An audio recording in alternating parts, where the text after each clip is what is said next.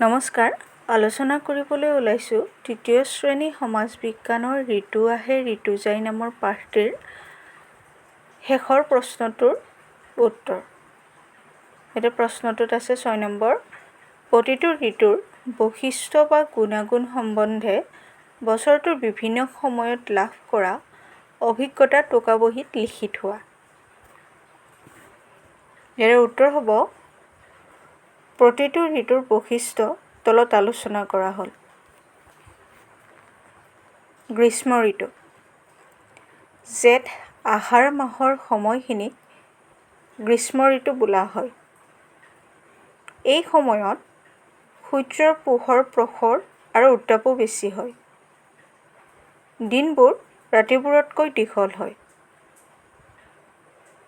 গ্ৰীষ্ম ঋতুৰ পিছত আছে বৰ্ষা ঋতু। শাওণ ভাদ মাহৰ সময়খিনিক বৰ্ষা ঋতু বোলা হয়। এই সময়ত বেছিভাগ ঠাইতে বৰষুণ হয়। এইখিনি সময়ত ধান খেতি কৰা হয়। বৰ্ষা ঋতুৰ পিছত আছে শৰৎ ঋতু। আহিন কাতি মাহৰ সময়খিনিক শৰৎ ঋতু বোলা হয়। এই সময়ত দিন ৰাতি সমান হয়। গছৰ ডালপাত কিছু কমি আহে।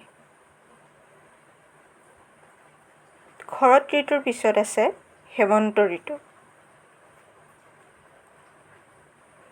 আঘোণ পুহ মাহৰ সময়খিনিক হেমন্ত ঋতু বোলা হয়।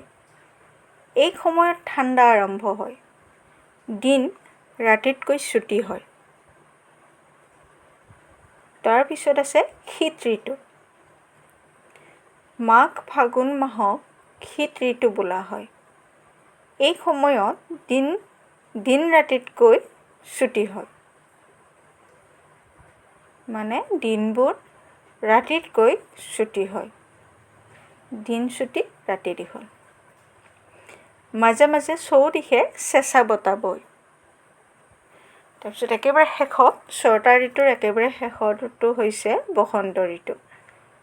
চৈত বহাগ মাহক বসন্ত ঋতু বোলা হয়। এই সময়ত দিন ৰাতিৰ দৈৰ্ঘ্য একে থাকে। এই সময়ত গছত কুঁহিপাত ওলায়। এইটো আছিলে 6 নম্বৰৰ প্ৰশ্নৰ উত্তৰ।